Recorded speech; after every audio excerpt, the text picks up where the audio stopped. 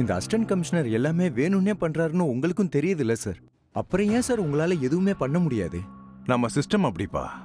சில விஷயங்களை நம்ம ப்ரொசீஜர் படி தான் செஞ்சாகணும். அந்த ஏசியோட இன்டென்ஷன் தப்பா இருந்தாலும் அவன் லீகலா எல்லா விஷயத்தையும் பண்றான். எதுக்கும் அந்த பொண்ணோட அப்பா கிட்ட நான் ஒரு தடவை பேசி பார்க்கறேன்.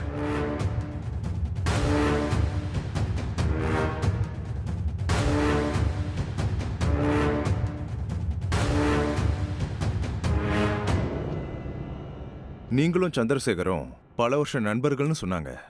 எனக்கு இவரை கொஞ்ச நாளா தான் தெரியும்னாலும் அவங்க எந்த அளவுக்கு டீசெண்டான ஃபேமிலின்னு எனக்கு நல்லாவே தெரியும்.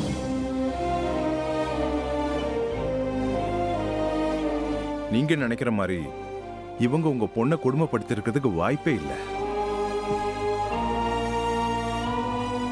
நடந்தது என்னன்னு சரியா தெரிஞ்சுக்காம யாரோட தூண்டுதல்லையோ நீங்க இப்படிலாம் பண்ணிக்கிட்டு இருக்கீங்க. இல்லங்க ஐயா, யாரோட தூண்டுதல்லையும் இதை நான் பண்ணல. என் பொண்ணு எனக்கு திரும்ப கிடைக்கணும்னு நானா வந்துதான் இந்த புகாரை கொடுத்தேன். நாங்க வேணும்னா பணம் காசு இல்லாத பாவப்பட்டவங்களா இருக்கலாம், ஆனா பாதிக்கப்பட்ட எங்களோட இடத்துல இருந்து பாருங்க, அப்பதான் எங்களோட வேதனை உங்களுக்கு தெரியும்.